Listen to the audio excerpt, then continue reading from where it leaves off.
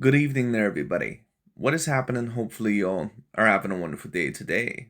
So, when it comes down to it, I thought, of course, that I would talk about this little video. Actually, a series of videos that I believe that I'm more than likely going to review. But if I don't end up reviewing both videos within this video, then the first video that I'm going to review, possibly the only video, if I don't review the other video by Dante's Boxing Nation, is going to be this first video by Mr. Johnboxing P4P the Best, who is a channel that I like to review every once in a while because he's another one of these LDBC slash new media channels that, in my view, he doesn't always bring up bad points, but you can tell that there's a certain amount of racial bias and racial motivation. It just is what it is. And once again, the LDBC and new media, they're of course not the only demographic nor the only channels that have that racial bias about them. But the reason why I wanted to talk about it once again is because I like, to put things in proper history and in terms of their proper place. But anyways, of course, for those of you that ended up watching the most recent great fight within that of boxing, or great matchup, and was a relatively great fight, not quite as entertaining as certain people were hoping, but I'm not really super surprised that the fight between Artur Beterbiev and Dimitri Bivol was a very technical match, because whenever you get two debatable top 10 or top 20 or top 5 pound for pound fighters in the ring against each other, a lot of the times, they have not seen a counterpart like that in the ring before. So they're not going to be as comfortable overall to get off all their attacks as what they once were, unless that fighter was pretty much tailor-made for that fighter in that certain way, like what a Terrence Bud Crawford was, or excuse me, what a Errol Spence Jr. was for a Terrence Bud Crawford that we came to figure out within that fight, or what a Steve Von Coolboy Fulton was against Mr. Naoya Inoue, or some other fighters that, perhaps I'm not thinking of. But whenever you usually have a fight between two of the best fighters in the world, especially on the top 10 pound for pound level, whether we talk about Canelo versus Golovkin or Ward versus Ada Kovalev, or whether it be, even Mayweather versus Pacquiao to a certain degree. Mayweather, I still thought clearly won the fight, at least about 8 rounds to 4, but there were some moments in that fight to where Mayweather, you could tell he was a little bit tentative to let his hands go, because you could tell that the way that Manny Pacquiao was moving and the angles that he was moving at and some of the counters and the power that he had, that Mayweather definitely was a little bit tentative within that fight. The point being is this: whenever you usually have a fight between two top 10 or top 5 pound for pound fighters, especially, even Usyk versus Fury to a degree, sometimes you're going to get those tentative moments. It just is what it is. But Artur Beterbiev, of course, he was able to pull out of the fight. One scorecard read it a draw at 114 to 114. One scorecard had it 115 to 113, 7 rounds to 5, which is the way that I scored the fight both times that I watched it for Mr. Artur Beterbiev. And of course, the other scorecard was 8 rounds to 4. Now, in my view, that was a bit wide, but what I will state is this: I actually don't see that scorecard completely out of the realm of possibility. But the question is about both of these fighters, with Mr. Dimitri Bivol and that of Artur Beterbiev. What fight should they really take next? In my personal view, I would like to see a rematch between these two fighters. I would predict, because a lot of people ask me this in my comment section, they ask me who I personally would favor in a rematch between those two fighters. I would personally predict Mr. Artur Beterbiev to win that rematch, because usually whoever wins the first match, especially when you have a fighter like that of an Artur Beterbiev, who's not only very technically skilled, but someone that really likes to run down his opponents, whenever he ends up getting that first fight decision, he's going to gain even more confidence in the rematch. And I don't like the way that Dimitri Bivol reacted in the second half of that fight. And as another one of my commentators, actually a couple of my commentators, I believe, noticed the same thing that I noticed, which is that in round 7 and round 11 and round 12, Dimitri Bivol was clearly on his bicycle, and he clearly was hurt in some of those rounds against that of an Artur Beterbiev, and he was feeling that attack. He was feeling that level of power. So in my personal view, unless Beterbiev just completely ages overnight, and you never know, the man is 39 years old and turning 40, I believe, next year, we'll see. But now there are certain conversations about the possibility of Artur Beterbiev possibly fighting that of a Canelo Alvarez, which is, I'm not really quite sure if that's going to be the fight that ends up happening next. But if that fight did end up happening next, I wouldn't be shocked, because I think that Canelo Alvarez at this point in time in his career, that he only really has about one, maybe two big mega fights really left within him. When I say mega fights, I'm talking about fights against real good top tier elite level competition, to where those guys could be looked at as top 10 and top 20 pound for pound. Now, in my view, Jamel Charlo and Jaime Munguia, those are still A grade level wins. I still had them as A minus level wins. But at the end of the day, we all pretty much knew that Canelo, more than likely, because of his boxing ability, was going to beat those guys. And, of course, Jermell Charlo, he was moving up a couple weight classes, but if we're also going to be real about that, Jermell Charlo, he's really more similar in size to Canelo Alvarez and what a lot of people really want to mention. The man is 6 foot tall. He, I believe, rehydrated 2 pounds heavier than Canelo Alvarez in that fight. The man really should, at the very least, be fighting at the middleweight division. The Charlo brothers, really, to be quite honest with you, have always been weight bullies. That's why, in my personal view, when Jermell Charlo, even though the weight, of course, is a slight valid excuse because he's never fought at 168 before, and Canelo Alvarez has, Canelo is not really a natural 168-pounder, and Jermell Charlo is not really a natural 154-pounder. He should be up higher, and Canelo should probably be a little bit lower. But it is what it is. But anyways, a lot of people are now talking about the potentiality of there being a Canelo Alvarez versus Artur Beterbiev fight, and I do think that Canelo Alvarez has been very interested in possibly fighting the winner of this fight. Of course, now it is Mr. Artur Beterbiev.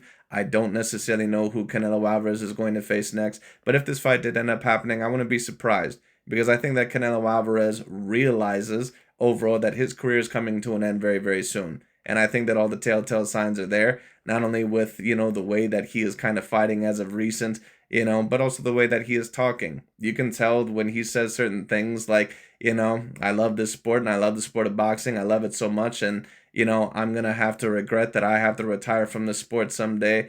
When someone starts to state that in the back of their mind, usually what that means is that either one of two things. It either means A, that they're at the most dominant point in their career, and they're thinking about all the things that they could possibly accomplish, or more than likely, it means that they realize that their time is coming to an end very, very soon. And Canelo Alvarez realizes that he doesn't have that much time left. So if Canelo Alvarez, is going to beat certain fighters, or if he's going to face certain fighters, possibly take one more big top 10 pound per pound fight, before his career ends, might as well go big or go home. And I believe that that fight is Artur Beterbiev. I don't think that Canelo Alvarez, I don't think that he's really quite interested in the David Benavidez fight. I think, once again, that he had a little bit of interest to see who is possibly going to unify that of the light heavyweight division. And right now, of course, is Mr. Artur Beterbiev. So we'll see what Canelo Alvarez does. But Johnboxing Pound for Pound, he kind of talked about it here. I thought that it would be very particularly interesting, and I thought that I would give my take on it as well. But let's get into it. Let's see what the man has to say. All right, so I was on Facebook, of course, looking at boxing, and just seeing what people have to say about the Dimitri Bivol Artur Beterbiev fight, and you have mixed feelings, mixed thoughts, mixed opinions. Once again, I thought that Artur Beterbiev won the fight 7 rounds to 5, both occasions that I had watched it. The first time that I had watched it, the first round I gave to Dimitri Bivol. The second round I gave to Artur Beterbiev. When you talk about rounds 3 and 4, I gave those to Dimitri Bivol. Now, the second time around watching it, I believe that I gave Dimitri Bivol the first 4 rounds of the fight. So he got off to a very great start. He got off to a very, very great lead. But round 5 is really when things started to turn around. And I thought that Dimitri Bivol was just getting way too tentative, and I thought that he was backing up way, way, way too much. And yes, at times, once again, was he the sharper puncher compared to Beterbiev and landing the better counters and landing the flusher punches? Absolutely. Once again, this fight actually was very comparable to Canelo versus Araceli Lara, where there was times where Lara was landing the more cleaner and the fresher and the better counter punches, but he just wasn't doing it enough in terms of the amount of strikes within that fight at times. And Canelo pushing, Lara up against the ropes at times, especially with some of the body work and the way that Lara was retreating and not throwing enough sometimes in some of those rounds, it probably convinced some of the judges or a couple of the judges to say, okay, Canelo Alvarez is starting to take this round over, or he's starting to take this fight over. And I think that the same thing happened with Dimitri Bivol. And in the second half of the fight, I thought that he completely blew that fight, just in my personal view. I thought that he only won 1 round of the final 7 rounds, of the final 8 rounds. I thought that he won the first 4 debatably, and then the final 8, I only thought that he won 1 round after that. I thought that he won round 9, and every other round I thought went to Artur Beterbiev. I thought that he won rounds 5 through 8. I thought that he won rounds 10 through 12 when I ended up rewatching it.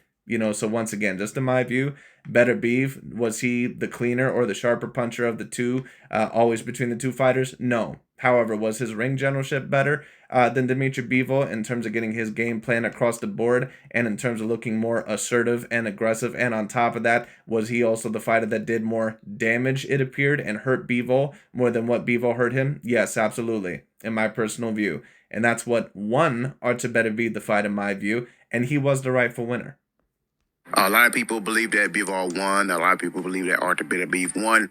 And Now, once again, if you had Bivol winning, I would understand it. Just in my personal view, that's not the way that I scored it. And of course, if you added a draw, I could understand that as well. Because there was a couple of rounds that could have swung either way. But in my view, Artur Beterbiev was the rightful winner of this fight. it's usually the effects after a close competitive fight. A lot of fans are left with scratching their heads. And so Absolutely, and you notice that a lot of people are not saying certain things like, well, you know what, Artur Beterbiev, he's completely overrated because, when he stepped up in competition against Dimitri Bivol, one of the top 10 pound-for-pound fighters on the planet, he didn't look that good. He was struggling. Right, because only idiots really say certain shit like that. Because, like, certain people, this has been a new trend lately in boxing where people say, oh, well, when he stepped up, overall, he finally was having problems, with those level of fighters. They only do that with the certain fighters that they want to tear down. Like, if you take a look at Johnboxing pound for pound, if you take a look at his channel, he did a video on Gennady Golovkin recently where he stated that Golovkin, that, once he started to step up in competition, he was looking, a little bit more mediocre. He wasn't looking as good. Right, that's usually what happens to 90% of fighters, even the best of the best, even the greatest of all time, usually. Now, if you're talking about a fighter that lost pretty much every big fight of their career, like Deontay Wilder or something like that, then I can maybe understand it. Or Mike Tyson, then I could kind of understand. But if you're talking about a fighter that still has won some big fights in their career or won some of those bigger 50-50 level fights, then we have to talk about them a little bit differently because of course a big fight like that is going to be very, very competitive. So it's just, it just doesn't really make a whole lot of sense, when people try to pull that narrative out of their ass. I mean, how many all-time great fighters have had tough and close fights? Sugar Ray Leonard, had a couple of very tough and close fights with Roberto Duran and also Tommy the Hitman Hearns and Marvin Hagler. Does that mean that Sugar Ray Leonard is completely overrated because he couldn't dominate all those guys? Like, that just doesn't make any sense. Floyd Mayweather Jr. had a very tough fight against Marcos Maidana in both occasions and also against Jose Luis Castillo and Miguel Cotto and some other guys. Does that mean that Mayweather is just completely overrated? Or Manny Pacquiao against Marquez and Timothy Bradley and it just doesn't make any sense. So that's why whenever people say all this shit, and Andre Ward against Sergey Kovalev, of course, Canelo versus Golovkin and some other guys, it just doesn't make any goddamn sense. Like, people always try to pull this narrative out of their ass whenever they want to try and tear down a certain fighter that they don't like. But then when it comes to their favorite fighters, all of a sudden the same narrative does not apply. people are talking, but people are talking the wrong kind of talks because I'm seeing names that are fighters that are being brought up in a conversation that has nothing to do with a certain fighter, and that fighter being Canelo Alvarez. Listen and listen well. Canelo Alvarez fighting Artur Beterbiev is a pound-for-pound fight. It definitely is, because both of those guys are top 5 level pound-for-pound fighters. I don't think that there's any debate about that.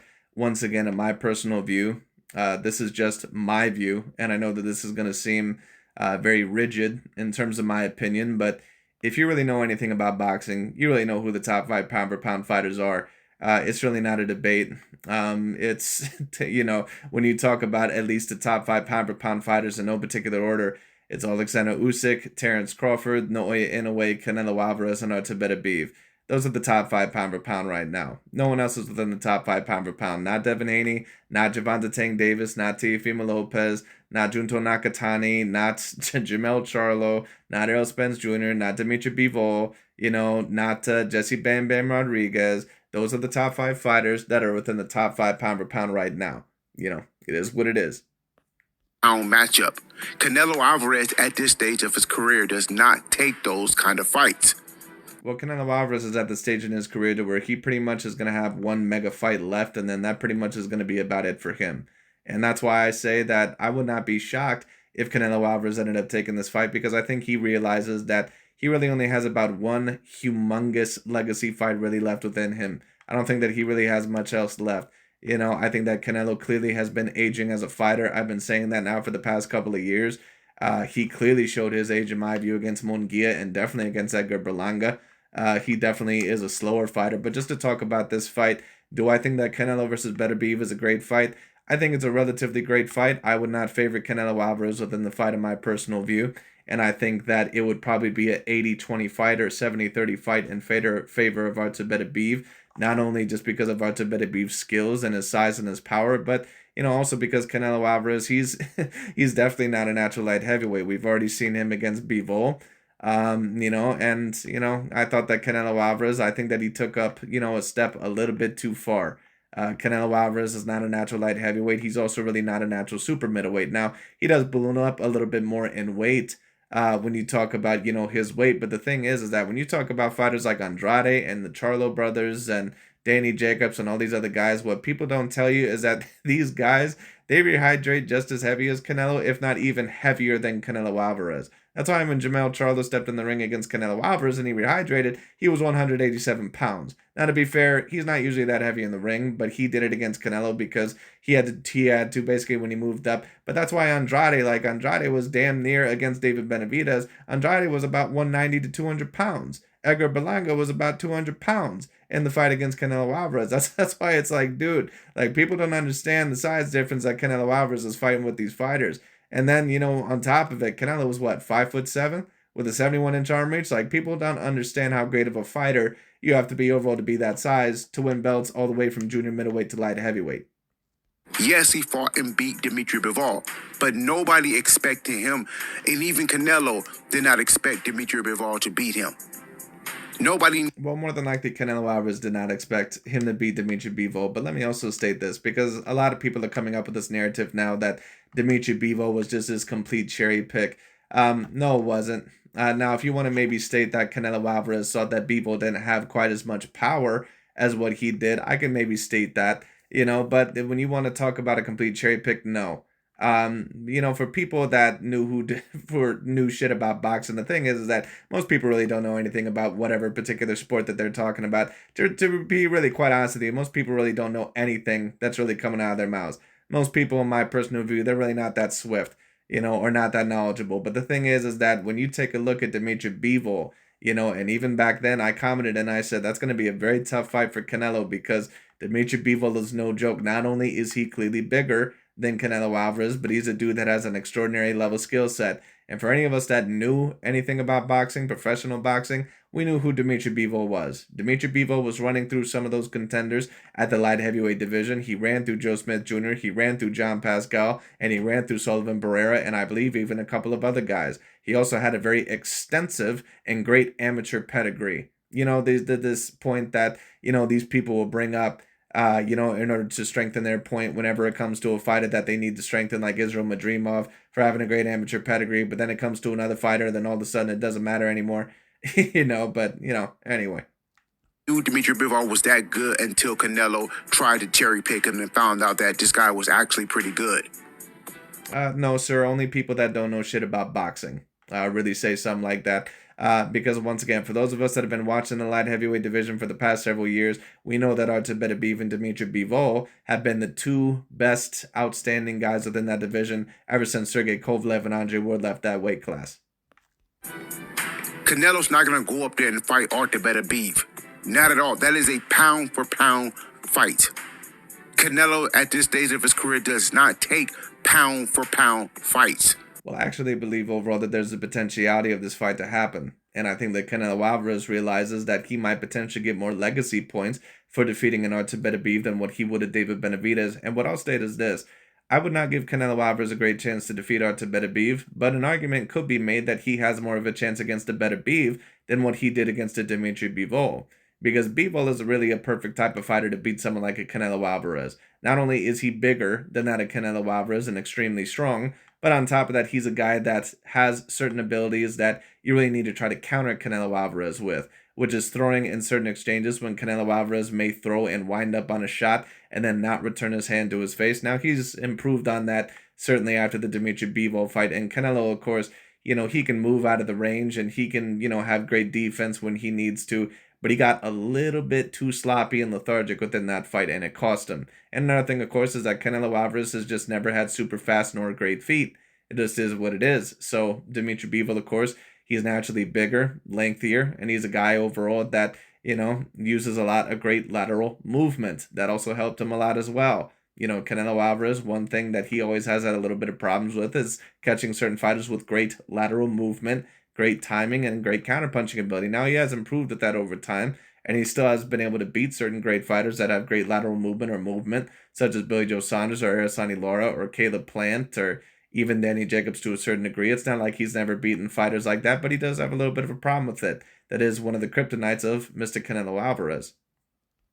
He takes nothing. But the reason why I state that he might have more of a chance to defeat Beterbiev is because Beterbiev, even though, he has pretty decent foot movement as well, he is slower than what Dimitri Bivol was. And on top of that, he's a little bit more stiff and a little bit more hittable. And Canelo Alvarez, in my view, does have definitely the movement, category, and probably is even all around better defensively than Artur Beterbiev. But the thing is that Artur Beterbiev is an intelligent enough level boxer. He's clearly going to be bigger than Canelo by at least a weight class and a half, if not 2 weight classes. And on top of that, every punch that the man throws is going to be a very stiff and very hard shot. And that's the thing about Artur Beterbiev.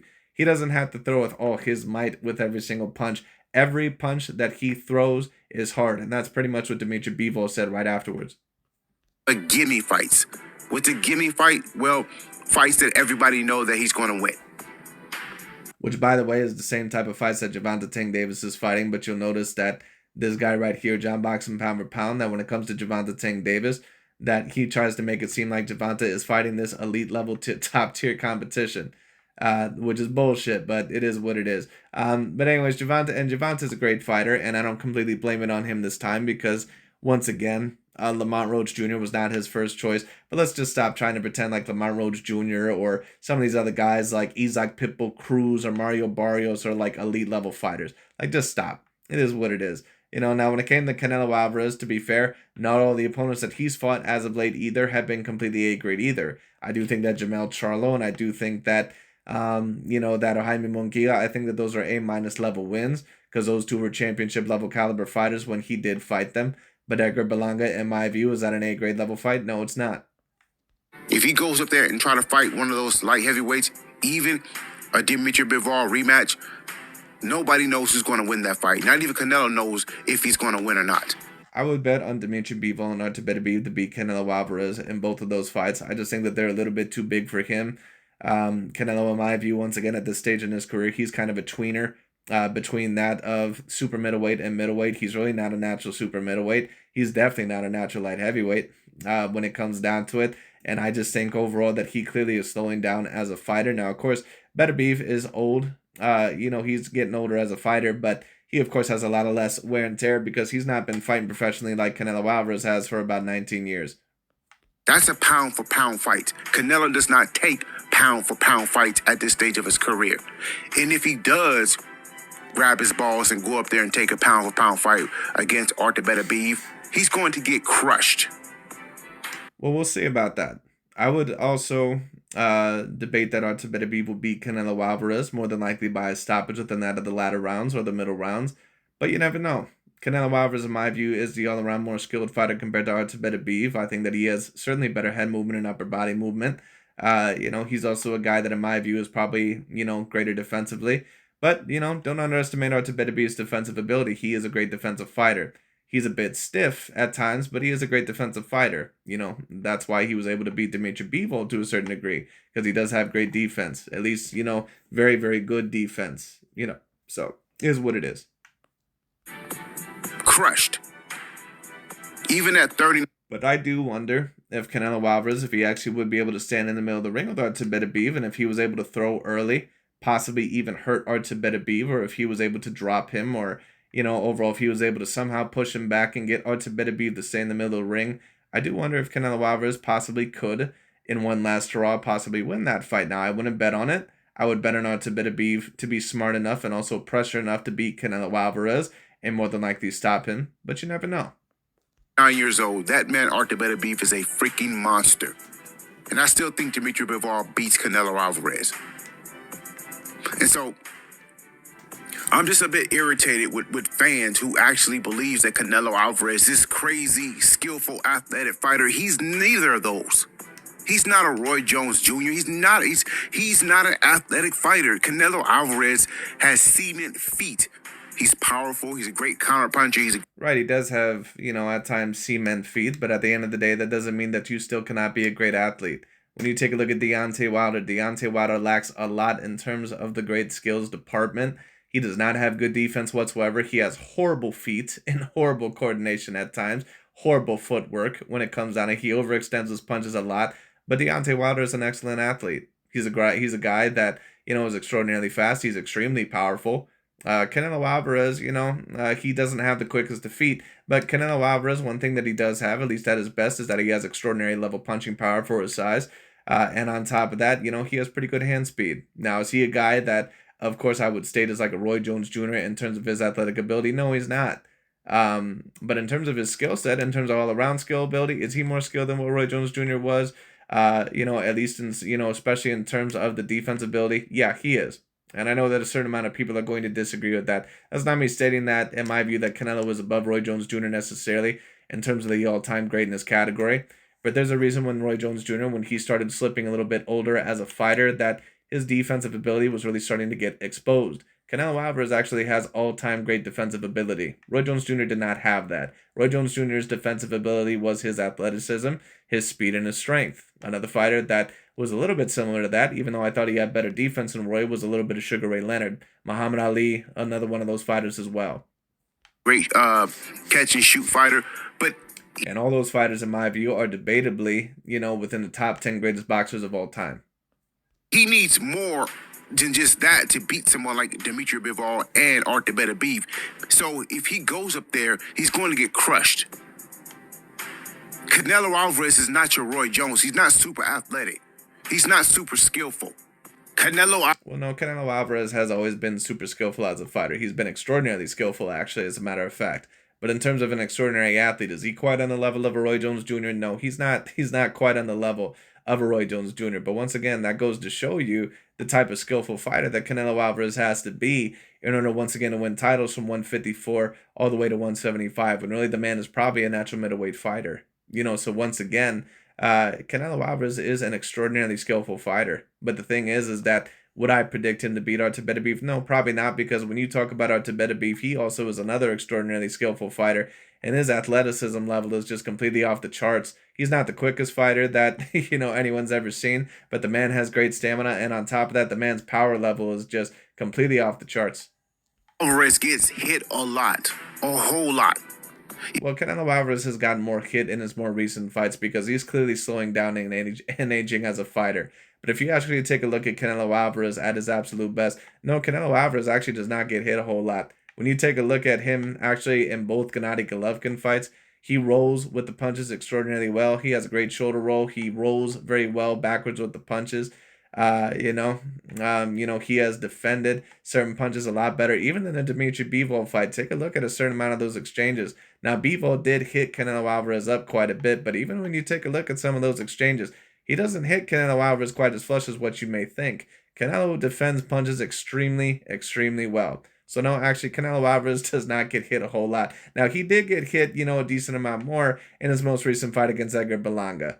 Because once again, he's just clearly aging as a fighter. And on top of that, Berlanga is a decent amount bigger than Canelo. So it just is what it is, But once again, you could tell that this dude that, it's no offense against him, but in my personal view, he doesn't really have the greatest boxing analytical breakdowns, And I'm not just stating that overall because of his view on Canelo Alvarez as a defensive fighter. But I'm also stating that because some of the other things that he stated about also Dimitri Bivol. For those of you, once again, that, have been watching boxing for the past 10 plus years, this is, the regular casual boxing fan thing to say, to state that, oh, that was a cherry pick and that, we didn't really know how good Dimitri Bivol was. Well, then that means that you haven't really been watching boxing very closely for the past several years.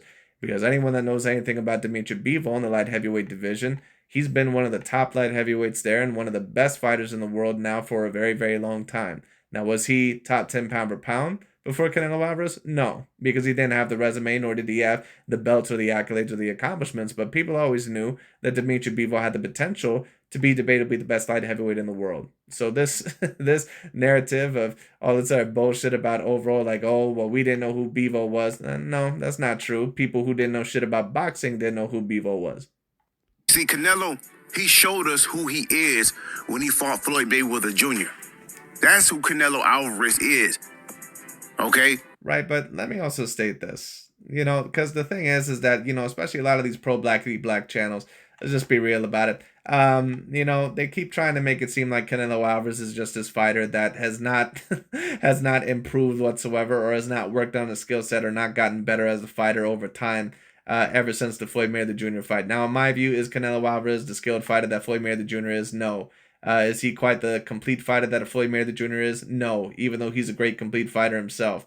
But Floyd also is a perfect type of fighter to beat Canelo because he has quicker feet, and on top of that, he's an excellent boxer himself. And Canelo Alvarez is really more of a boxer than when he is a brawler.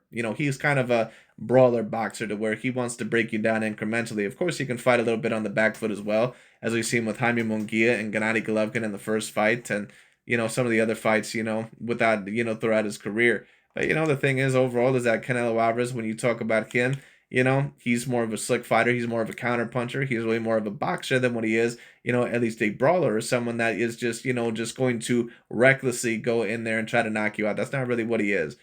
So when he tried to outbox Mayweather, someone who was faster, someone who was wiser, more skilled, and someone overall that was more experienced in terms of championship level fights, that's a big part of the reason why Floyd was able to completely embarrass Canelo, because he just had pretty much every advantage over Canelo Alvarez, in terms of skill set, and on top of that, in terms of wisdom and fight IQ, and in terms of intelligence. It just is what it is. So Floyd Mayweather Jr. and Bivol, those two were really the perfect type of fighters to beat that of a Canelo Alvarez. If it wasn't the size advantage, then it was just the skill set advantage that Floyd had, and on top of that, his boxing IQ and his skill set, and of course the experience that he had in big championship level fights.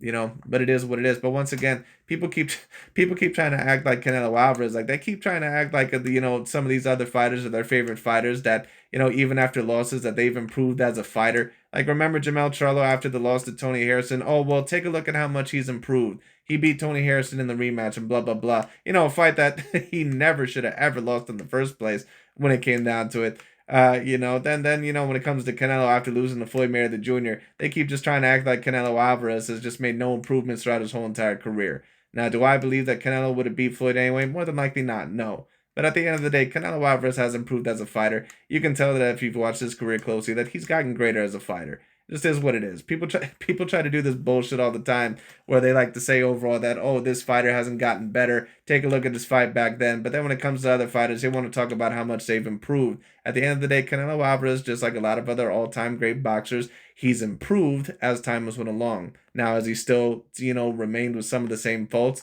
such as overall the cement feet, as he mentioned, and on top of that, overall not the quickest to feet, and of course not great stamina and certain other things. Yeah, of course. But at the end of the day, Canelo also has improved on his game. Let's just not sit here and act like Canelo Alvarez hasn't become greater or more skillful as a fighter or more dominant as a fighter as time has went along. You can't be a four-weight division champion, 5'7" with a 71-inch arm reach, and beat the names that he has beaten with some of the size overall that they have had over him, and just not improved or not gotten greater as a fighter. It makes no sense. And so you guys are thinking because he's won a lot of fights since then, he's somehow this amazing athletic fighter. No, Canelo Alvarez is not an athletic skill fighter. Well, actually, yes, he always has been, a very good athlete, and on top of that, a very skillful fighter. Perhaps what he means is that he's not quite a Roy Jones Jr. in terms of the athletic department, and I would agree with that. But, Canelo Alvarez is always a relatively great athlete. But on top of that, he was always a great boxer. If someone's going to go up there and beat those two light heavyweights, they're going to have to be super athletic and super skilled with power. Canelo Alvarez is not it. So can we stop entertaining Canelo Alvarez? Well, Canelo Alvarez is super skillful, and on top of that, he's a great athlete. But the problem is that Canelo, in my view, is not quite the same athlete as what he once was. That's the first point. And secondly, I do have to agree with Johnboxing here that, Canelo, it's not like he's like a Roy Jones Jr. In order to beat a better Beaver, in order to beat someone like a Dimitri Bivol, especially if you're coming from those weight classes, you would have to have the fight IQ or the all-around boxing ability of kind of what a Canelo Alvarez has. But you would also need to have a little bit more size. You would probably have to be around 5'10" to 5'11" at the very least. And Canelo is shorter by that by at least a few inches. And, when it comes down to it all in all, on top of that, you would also have to have great stamina more than likely. And Canelo has learned how to pace himself better. in order to make his stamina look better. But, the man has just never had elite level stamina. So I'm just not quite sure if he would be able to beat either of those fighters. But I also wanted to commentate on this because, no, Canelo actually is, he's always been a great athlete and he's always been a great boxer. So I wanted to comment on that as well. Now, is he quite a Roy Jones Jr. in terms of the athletic department? No, he's not. He's not quite on the level of, say, like a Roy Jones Jr.